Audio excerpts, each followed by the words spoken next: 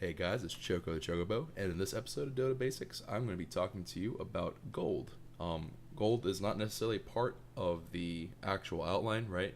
But it has a lot to do with your items because it's the major currency used to buy items. So it's something to definitely be aware of, something that you have to understand how it works because to me, it's almost the flag mark, I don't know, but it's the defining characteristic of Dota in terms of what makes it such a great game for people who they want to be able to have like a major impact on the game. They want to feel like they just did a lot in a match. That said, let's go kind of right into it. The actual way I'm going to be structuring this conversation or this monologue even is I'm going to be talking about gold, how you get it, how it works, stuff like that. Then we're going to be talking about reliable gold, unreliable gold. Briefly talk about buyback, and we'll see it. Well, I might add some other stuff on the fly here, so let's get right into it. So gold, as you can see, it's in the bottom right corner of your screen, and the nice thing about gold is that this allows you to buy items as well as being able to buy back from your base. So you can see here it's divvied up into two different pots of gold, reliable gold and unreliable gold. Again, I'll be talking about that a little bit later, as well as showing you what your buyback cost is, which I'll also be talking about a little bit later. So the way this works, right, is that you can get gold, again, from killing creeps, whether they be in the lane or they be over here in the neutral camps or even the ancient camps. You get global gold for destroying these towers as well as killing Roshan. And you also can get individual gold for killing these individual structures located in the enemy base, so like these guys here. And those are the primary ways of getting gold, and killing and assisting in a kill for a hero, obviously. But those are the main ways to get gold. You also get 4 gold for every 5 seconds, I believe, during the actual match. So you see my gold pool is steadily increasing, even though I'm doing absolutely nothing productive. And that's to help you if you're more of a passive support player, or if you're like being pushed really hard. It gives you the potential of coming back. It gives you some assistance. It's not a major enough contributor that you can really say like, oh wow, this is like a huge help. But in terms of especially early game when your item costs aren't too bad, this can be a really great thing because it can buy you a couple of salves and stuff like that, which is really handy. So it'll be able to give you a little bit of a boost there. That said, the ways to lose gold is to, number one is to die. That's the first and foremost way that you lose gold, and then obviously buying items, and buyback is the last of those 3.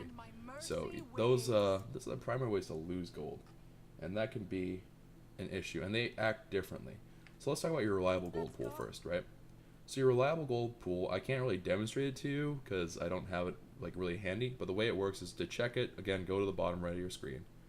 Reliable gold is gold that you get for basically killing Roshan, killing towers and stuff like that, the major objectives, and getting hero kills or assisting in hero kills. So basically, if it has anything to do with something that's like not just basic creeps, not towers, I believe, or not towers, the regular structures. Basically, if it's not a hero kill, Roshan or towers, I think you're good. I think those are the only ways to get reliable gold.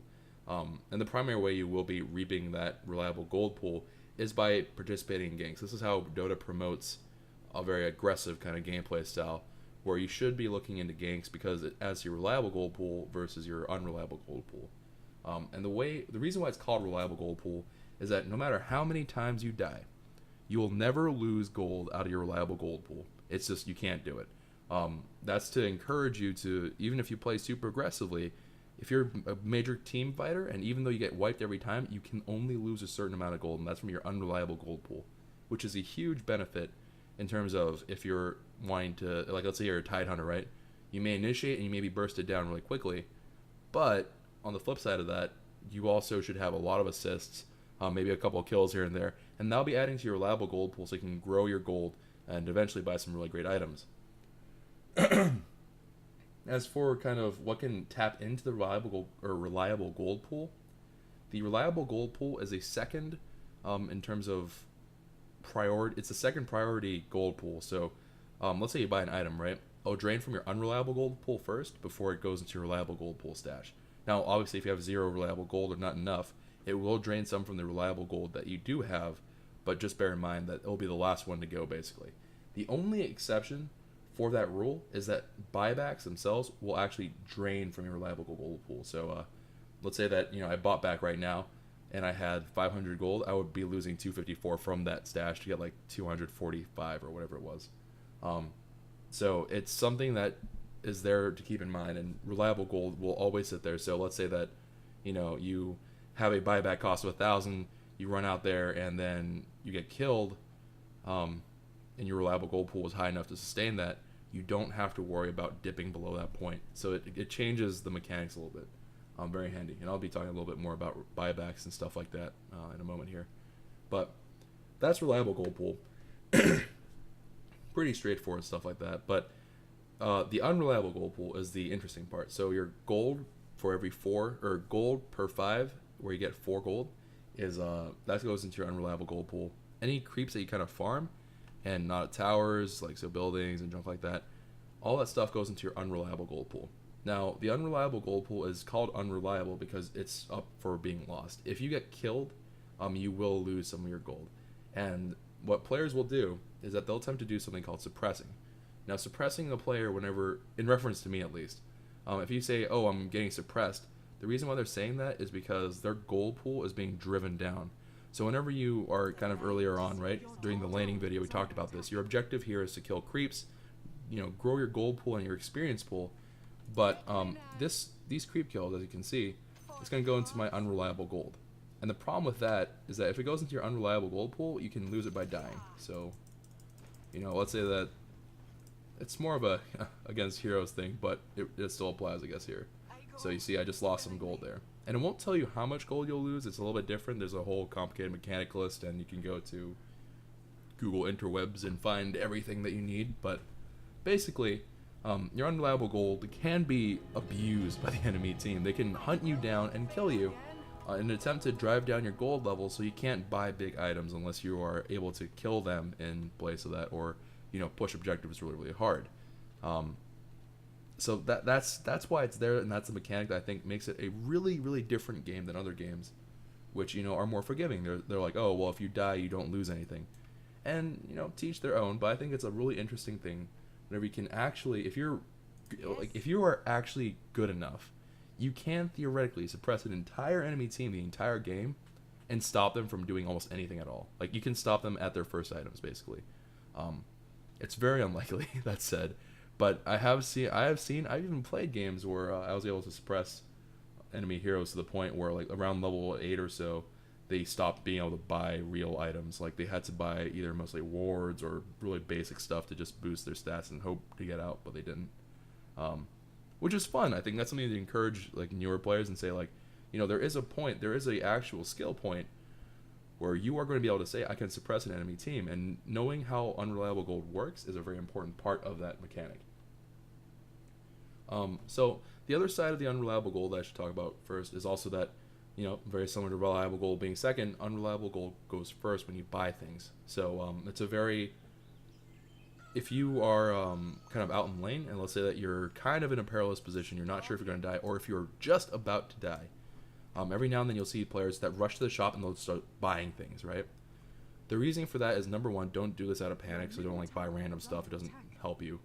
But if you go to the shop right before you die and you buy what you need to buy, it prevents your unreliable gold from being wasted.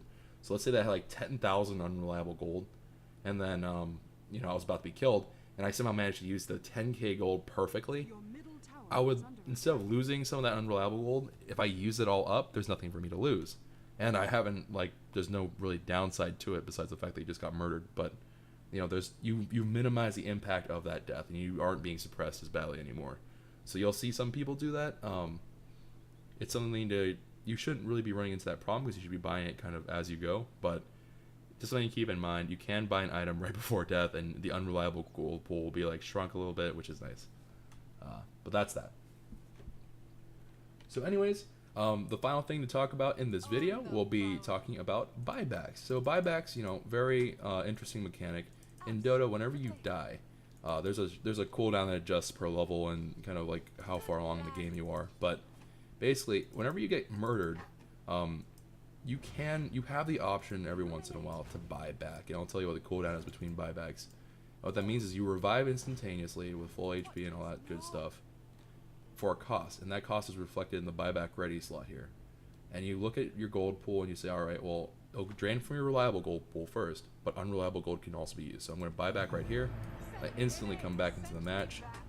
I'm ready to go, and that's, you know, it's really straightforward. Now that said, buybacks are really good if you absolutely must defend, but in general it's not advised that you do that, because if you do that and you buy back too frequently, number one, you buy back, you waste gold. Number two, you can't use buyback for a little while longer. So let's say that you use it like needlessly and then you get slaughtered out in lane again.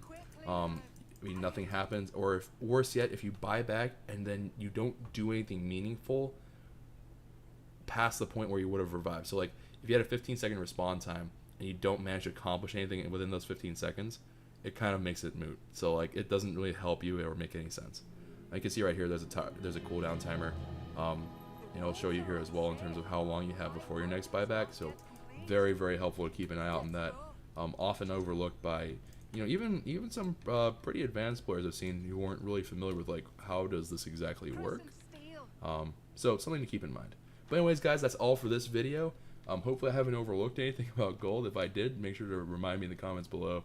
If you like this video, let me know. If you didn't like this video, let me know so I can improve it. But yeah, have a great day, guys.